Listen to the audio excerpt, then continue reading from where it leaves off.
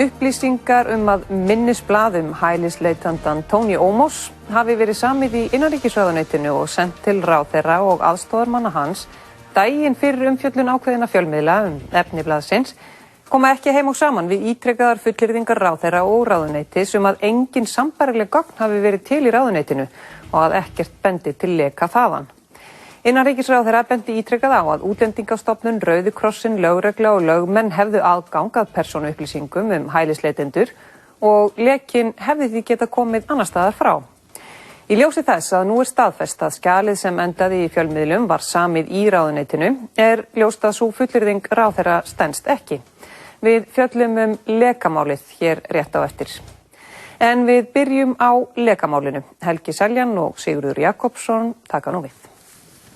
Lekamálið svokallaða á upphaf sitt í fréttum af skipulagningu mótmæla samtakana No Borders frá því 19. nóvember í haust.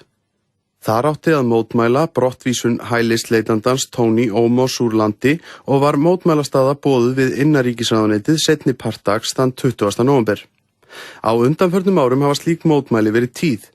Brottvísanir hælisleitenda enda umdeildar í meira lagi.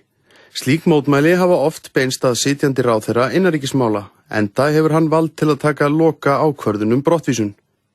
Skemmst að minnast mótmæla við heimili Rögnu Árnadóttur í ráðherratíð hennar, auk þess sem mótmælt hefur verið við ráðuneytið við önnur tækifæri. Samkvæmt dómi Hæstaréttar fyrir helgi virðast fréttir af mótmælunum í nóvember hafa orðið til þess að minnisblað stöðu hælisleitandans Tony Amos var gert í innanríkisráðuneytinu og sent síðdegis til ráðherra og aðstoðarmanna hans. Morgunin eftir birtust fréttir í fréttablaðinu á RÚV og á mbl.is þar sem vitnað var til þessa minnisblaðs og upplýsingar sem þar komu fram Tony Amos og 2 konur sem nafngreindar voru í minnisblaðinu. Í umræddum fréttum var vísað til þess að upplýsingarnar væru fengnar úr minnisblaði úr ráðuneytinu. Þar komu fram upplýsingar einkahagi Tonys, rannsókn sem hann hafði sætt vegna gruns aðild að mansali, ófætt barn, konu sem hann hafði verið í sambandi við og var sögð beitt þrýstingi af hálfu Tonys, auk upplýsinga samskipta hans við aðra konu. Í kjölfar birtingarinnar hófu blaðamenn DVF að fjalla lekan, enda fordæmdu lögmenn Tonys og kvennanna tveggja birtingu hans þá og síðar. Hann var einnig kærður í framhaldi af því. Aðstoðarmaður ráðherra hafnaði því þá að aðstoðarmenn eða ráðherra hefðu lekið upplýsingunum og var haft eftir honum í DVF að skjal hælisleitendur sem vísað var til á MBL og Vísi í gær sé ekki til inni hjá ráðuneytinu. 2 dögum síðar birtist svo innanríkisráðuneytið yfirlýsingu á vefsíðu ráðuneytisins þar sem sagt var að ef slíkar upplýsingar hafi borist öðrum en þeim sem átt hafi að hafa þær sé það harmað. Það jafnframt sagt að ekkert bendi til að gögn hafi farið frá embættismönnum ráðuneytisins til fjölmiðla. Hins vegar sé rétt að minna á að mál flestra hælisleitenda hafi verið til meðferðar hjá mörgum stofnunum, embættum og einstaklingum. Á næstu vikum átti ráðherra síðan ítrekað eftir að vísa til þess að persónuupplýsingar hælisleitendur væru til staðar hjá Útlendingastofnun, Rauða krossinum, lögreglu og lögmönnum þeirra og gaf þar með í skyn að gögnin hefðu geta borist frá öðrum en ráðuneytinu. Meðal annars í viðtali í Morgunútvarpi Rásar 2 þann 2. desember. Og við auðvitað hörmum það að það geti gerst að það rati einhverjur upplýsingar annað en það eiga að rata. Hins vegar fara þessar upplýsingar tengjast hælisleitendum á Íslandi. Þessar upplýsingar fara til lögreglu, fara til Útlendingastofnunar, þar fara til innanríkisráðuneytisins, þar fara til lögmanna, tengjast málin og svo framvegis. Þannig að þær fara þarna auðvitað víða. Og í einhverju tilvikum getur það gerst því miður og ég harma það að það gerist að það fara út upplýsingar sem eiga ekki að fara út. Verður þetta rannsakað eða? Við höfum farið yfir það í ráðuneytinu hvort það sé eitthvað sem að bendi til þess að við þurfum að ágjöra ferlunum okkar innan hús sem eru auðvitað í stöður endurskoðun. Það ekkert sem bendir til þess en við höfum auðvitað og erum í stöður þarna skoðunum það hvað við getum gert betur. En þetta fer það víða ef þú ætlar að fara yfir það þá auðvitað krefst þess að þú farir yfir það víða heldur en innanríkisráðuneytinu. Það sama gerði ráðherrann í þingræðu 16. desember þegar málið var tekið upp þar. Það hins vegar þannig að í málefnum tengjast hælisleitendum, þá fara gögnir þeim tengjast eins og ég hef áður upplýst þingheim þegar Birgitta Jónsdóttir háttvirtur þingmaður nefndi máli hér, þá fara þau gögn nokkuð víða. Þau fara til lögmanna, þau fara til lögreglunar, þau fara til Rauða krossins, þau fara nokkuð víða. Og kannski eigum við, og við ræddum það á ágætum fundi stjórnskipunar- og eftirlitsnefndar, að hugsa þessi mál aðeins upp á nýtt, ekki bara innan innanríkisráðuneytisins, heldur innan stjórnsýslunnar almennt. þá höfum við að velta því fyrir okkur hvort að þurfa að læsa gögnum frekar, hvort að þurfa að takmarka enn frekar aðgang að þessum gögnum, bæði þá innan ráðuneytanna og hugsanlega innan undirstofnana þeirra. Það engin ástæða til þess að ætla það að nokkur formleg gögn hafi farið frá ráðuneytinu. Þannig ég get ekki útskýrt nákvæmlega hvernig þetta gerðist, ég get einungis útskýrt það og ef það hefur gerst þar að segja. Þessir aðilar áttu hins vegar allir eftir að neita því að minnisblað eins og það sem vitnað var til í umræddum fréttum væri til hjá þeim. Skjal sem ber heitið minnisblað varandi Tony Ómos og lekið var á valda fjölmiðla í síðasta mánuði ekki til á málaskrá hjá Útlendingastofnun og ríkislögreglustjóra og þar kannast enginn við að hafa séð skjalið. Rauði krossinn hafnaði því ennfremur að hafa haft umrætt minnisblað og gagnrýndi ummæli Hönnu Birnu. En baðst síðan afsökunar á því að hafa tjáð sig málið. Samkvæmt þeim upplýsingum sem koma fram í dómi héraðsdóms og Hæstaréttar frá því fyrir helgi hins vegar ljóst að margumrætt minnisblað var aldrei til annar staðar en í ráðuneyti innanríkismála eftir að hafa verið útbúið þar fyrir ráðherra og aðstoðamenn hans vegna fyrirhugaðra mótmæla við ráðuneytið. Fullyrðingar ráðherrans og ráðuneytis að aðrar stofnanir hafi haft það undir höndum stangast í verulega á við frásögn lögreglu. Í dómnum frá því fyrir helgi segir rannsókn lögreglu. Hafi rannsókn lögreglu leitt í ljós að minnisblað sem útbúið hafi verið í innanríkisráðuneytinu seinni part þriðjudagsins 19. nóvember 2013 og hafi innihaldið viðkvæmar upplýsingar einkamálefni 3 einstaklinga hafi borist út úr ráðuneytinu til ýmissa manna þar á meðal blaðamanna. Hafi þessir 3 einstaklingar kært málið til lögreglu. Markmiðið með lekanum virðist fremur hafa verið að sverta mannorð eins brotaþola vegna yfirvorandi mótmæla við ráðuneytið vegna afgreiðslu þessa á máli hans. Það á einnig við ítrekaðar yfirlýsingar Hönnu Birnu Kristjánsdóttur innanríkisráðherra, aðstoðarmanna hennar og ráðuneytis að ekkert minnisblað með umræddum upplýsingum hafi verið að sé til staðar í ráðuneytinu. Í svari innanríkisráðuneytisins við fyrirspurn DFF málið þann 10. janúar sagði: Að auki hefur athugun ráðuneytisins leitt í ljós að meintar trúnaðarupplýsingar sem birst hafa ítrekað í DFF ekki sömu gögn og ráðuneytið hefur undir höndum vegna málsins sem undirstrekar enn frekar þá niðurstöðu að umræddar trúnaðarupplýsingar séu ekki fengnar úr innanríkisráðuneytinu. Valgerður Bjarnadóttir, þingmaður Samfylkingarinnar, vitnaði ennfremur til þess í ræðu á Alþingi 27. janúar að innanríkisráðherra hefði sagt fyrir stjórnskipunar- og eftirlitsnefnd stuttu áður að minnisblaðið væri ekki úr ráðuneytinu. Í stjórnskipunar- og eftirlitsnefnd sagðist